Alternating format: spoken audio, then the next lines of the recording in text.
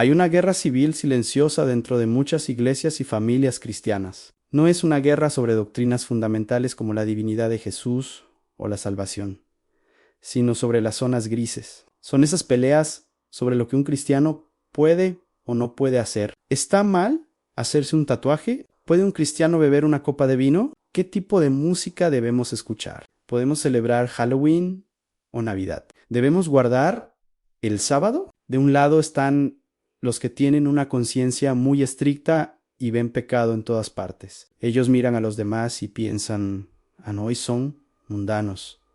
No se toman a Dios en serio. De otro lado están los que se sienten muy libres y miran a los estrictos y piensan, son legalistas, fanáticos y aburridos. El resultado es un ambiente tóxico de juicio, miradas de desaprobación y chismes que dividen el cuerpo de Cristo. Nos mordemos unos a otros por cosas secundarias. Mientras el mundo se pierde sin lo principal, si alguna vez te has sentido juzgado por otros cristianos, o si tú mismo luchas con criticar el estilo de vida de otros creyentes, el episodio 279 es tu tratado de paz. Bienvenidos a 777 veces en Jerusalén. Soy su anfitrión y continuamos nuestro viaje por Romanos. El capítulo 13 aprendimos a someternos al gobierno. Hoy, en el capítulo 14, Pablo nos enseña a someternos unos a otros en amor. Vamos a abordar el tema de la libertad cristiana y los débiles en la fe, ¿no? Hoy descubriremos que tener la razón teológica no te da derecho a destruir a tu hermano, y que el reino de Dios es mucho más grande que lo que comes o bebes, Sam. Para entender el conflicto en Roma, debemos conocer el contexto histórico. La iglesia de Roma estaba mezclada. Había judíos convertidos serriados con la ley de Moisés, reglas de comida kosher y días festivos, y gentiles convertidos que comían de todo y no guardaban el sábado. El conflicto se centraba en dos cosas. La comida: se puede comer carne que quizás fue sacrificada a ídolos antes de llegar al mercado. Los días: hay días más santos que otros. Pablo divide a la iglesia en dos grupos. A los débiles en la fe, en versículo 2.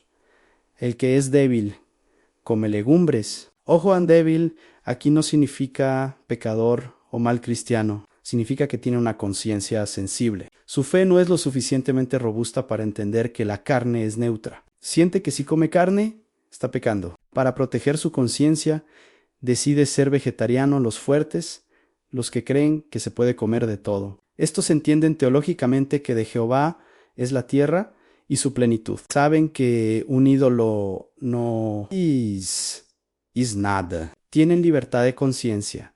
El problema no es la comida, es la atitude. Versículo 3. El que come no menosprecia al que no come, y el que no come no juzgue al que come, porque Dios le ha recibido. Aquí están los dos pecados relacionales.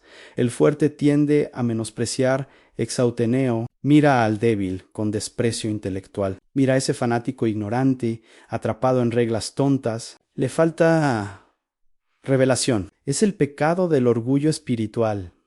El débil tiende a juzgar crino. Mira al fuerte con condena moral. Mira a ese libertino. Seguro ni es cristiano. Se va a ir al infierno por comer eso. Es el pecado del legalismo. Pablo les grita a ambos: ¡alto! Dios le ha recibido. Si Dios aceptó a tu hermano, según sus reglas raras o con su libertad amplia, ¿quién eres tú para rechazarlo? Dios tiene una casa lo suficientemente grande para vegetarianos estrictos y carnívoros libres.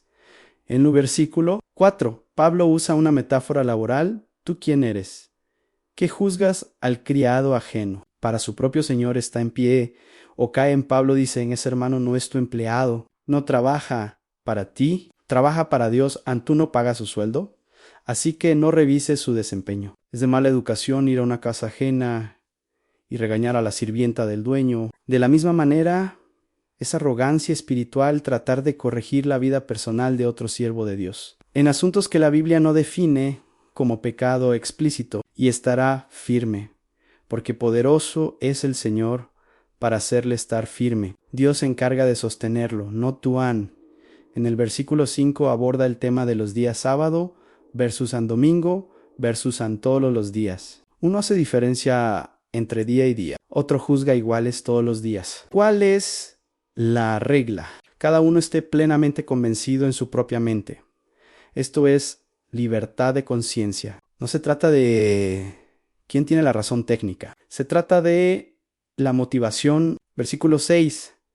El que hace caso del día, lo hace para el Señor. Y el que no hace caso del día, para el Señor no lo hace. El que come, para el Señor come, porque da gracias a Dios. Y el que no come, para el Señor no come. Y da gracias a Dios a lo que santifica la acción. Come, unu come, es la gratitud y la intención. Si eu hermano débil se abstiene de alcohol o de carne para honrar a Dios, su sacrificio es adoración. Si el hermano fuerte disfruta de un buen filete o una copa de vino, dando gracias a Dios por su provisión, su disfrute es adoración. Ambos tienen el mismo objetivo: glorificar a Dios, aunque usen métodos opuestos. Porque ninguno de nosotros vive para sí y ninguno muere para sí. V.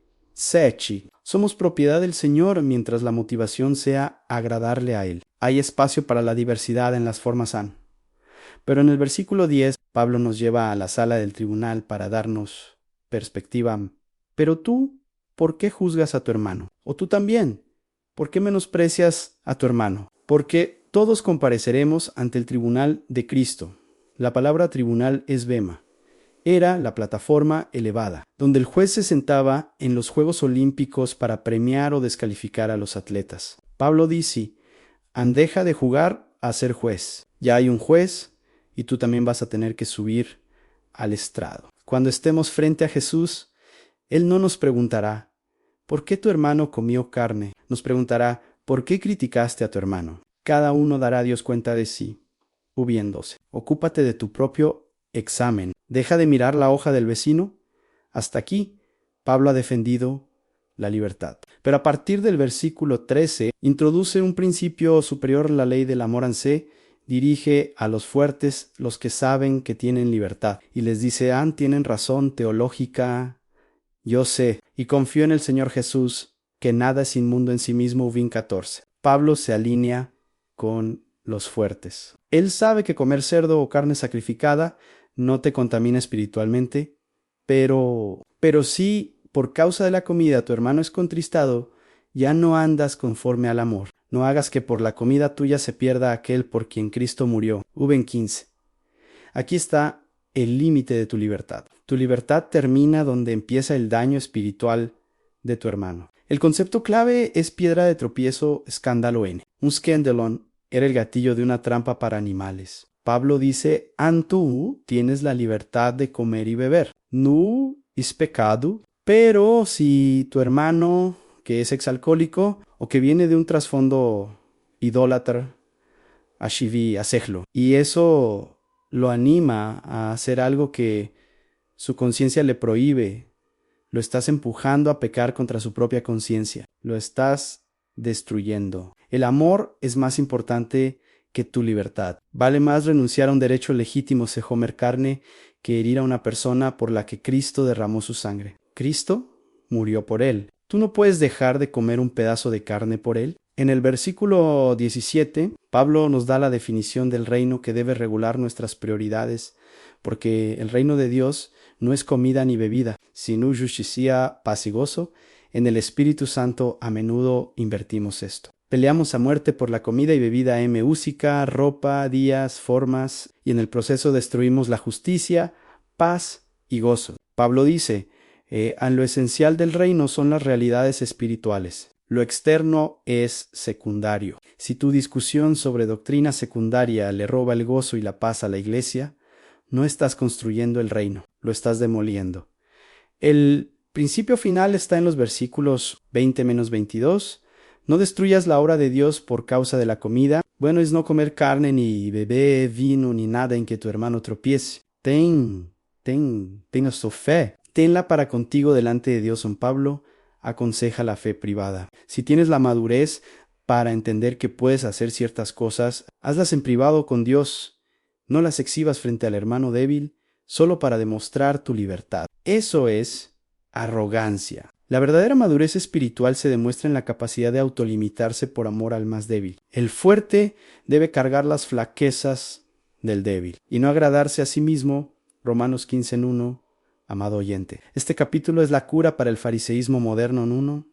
Identifica tu grupo. ¿Eres débil? ¿Te escandalizas fácil? ¿Tienes muchas reglas? Cuidado con juzgar. Recuerda que Dios aceptó a los que no siguen tus reglas. No conviertas tu preferencia personal en ley universal. ¿Eres fuerte? ¿Te sientes libre?